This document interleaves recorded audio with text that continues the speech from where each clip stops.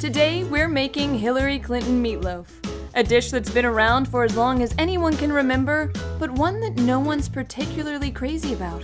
Step 1. Select your protein. If your dinner guests like beef, tell them it's beef. If they prefer pork, tell them it's pork. Hell, tell them it's chicken. I don't care. Whatever they want to hear. A venison meatloaf is great because while venison is clearly catering to the very, very rich, it's disguised in the form of something that appeals to the masses. Step 2. Season liberally with salt and conservatively with pepper. Then, conservatively with salt and liberally with pepper. Keep flip-flopping between liberal and conservative according to your guests' tastes.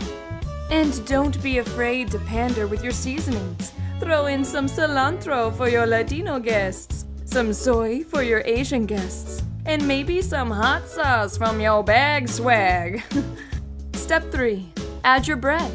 A half loaf pre-soaked in milk should suffice. Feel free to save the remainder for yourself. There's no shame in pocketing some extra dough along the way, am I right? Step 4. Oh, that's weird. It looks like step 4 was deleted. And so was step 5.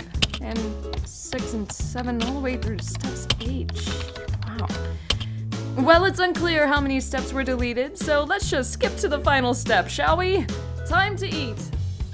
Open up and take a giant bite out of whatever hodgepodge of ingredients Hillary decided to serve up today.